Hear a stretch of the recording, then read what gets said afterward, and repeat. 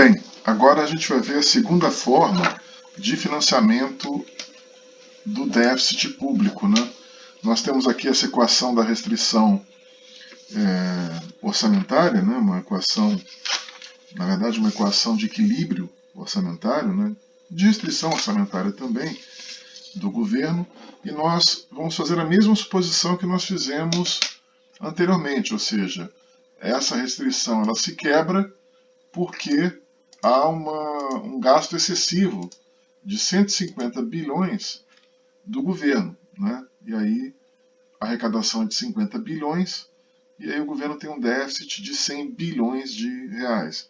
Como ele vai financiar? Nesse caso, no primeiro caso, nós vimos que ele poderia financiar aumentando a receita pública, aumentando impostos, aumentando tributos.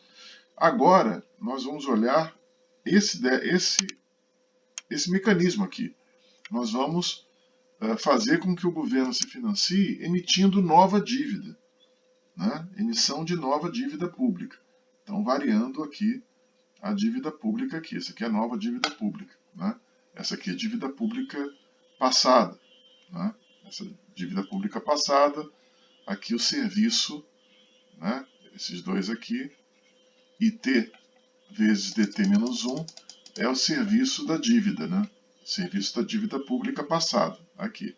E aqui é dívida pública nova. Então, se o governo emitir nova dívida para financiar esse déficit de 100 bilhões, né, qual o impacto que isso vai ter na base monetária e, consequentemente, na inflação? Né? Vamos ver agora. Primeiro, o governo vai expandir, a segunda forma, né?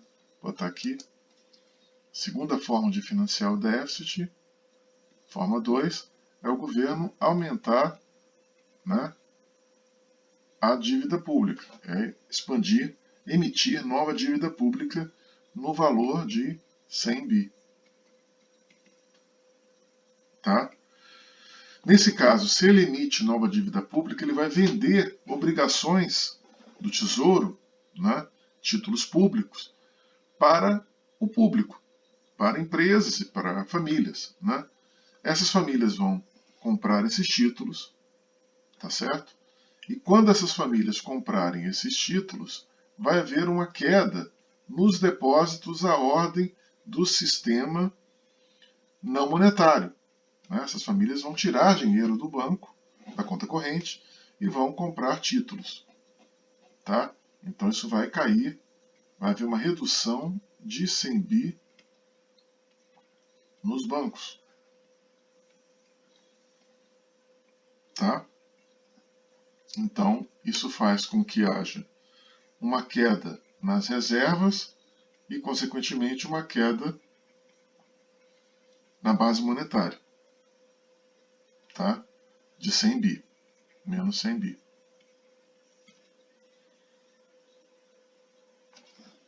Tá certo? Então, a gente pode descrever, aqui em termos de equações, né, da seguinte forma. A gente pode fazer assim.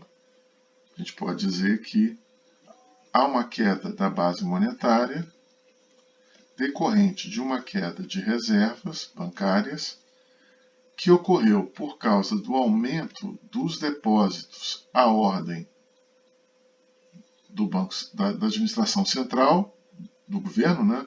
O governo depositou dinheiro no Banco Central aqui dá na mesma, reduziu, né, os depósitos do sistema não monetário.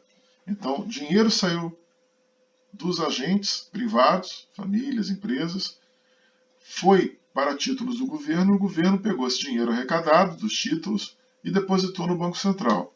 Então, a gente tem aqui uma queda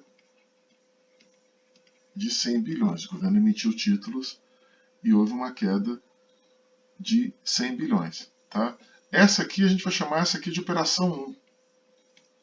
Operação 1. Né? Que é a emissão e arrecadação do governo. Emissão de obrigações do governo, de títulos, e o governo arrecadando 100 bilhões, retirando, né, recursos do sistema não monetário, 100 bilhões, né, e depositando esses 100 bilhões no Banco Central.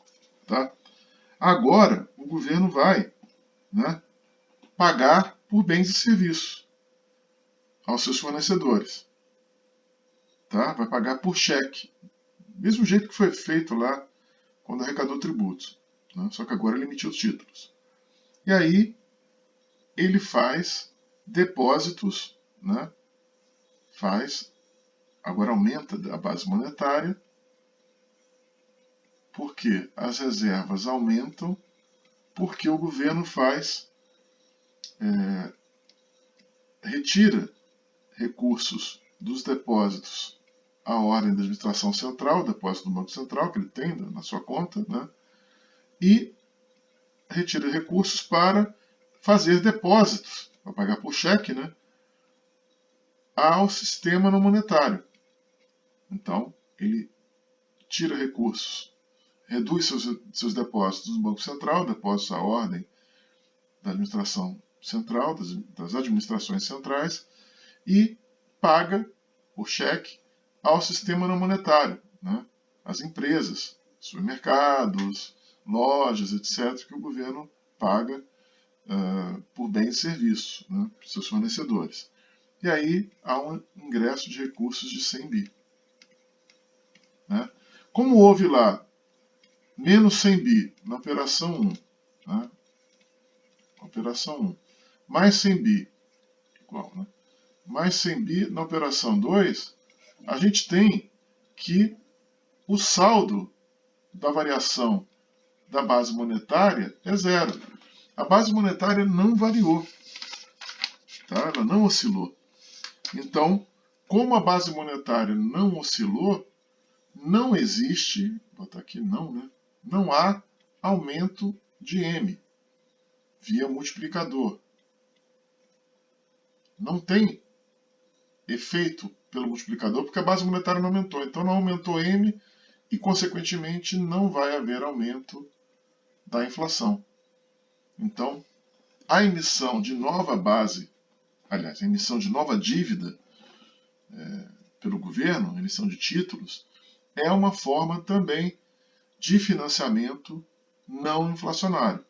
É uma forma não inflacionária do governo também financiar o seu déficit. Da mesma forma que aumento de tributos. Ele pode aumentar tributos ou pode emitir dívida, nova dívida, né, colocando títulos públicos no mercado aberto, né, e depois pagando seus fornecedores e tal com esses recursos aí de 100 bi que ele arrecadou.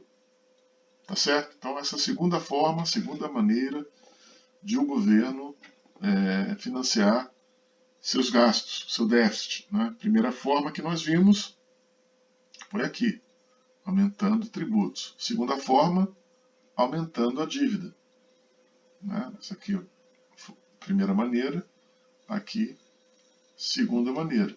Agora, no próximo vídeo, na próxima videoaula, a gente vai ver a terceira maneira, tá? Que é a expansão da base monetária. O governo emitir moeda mesmo, né? Emitir base monetária. Tá?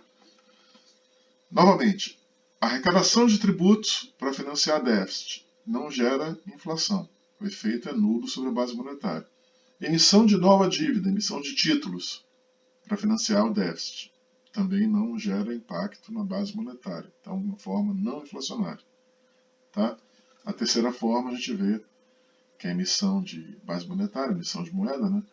A gente vai ver na próxima videoaula. Até lá!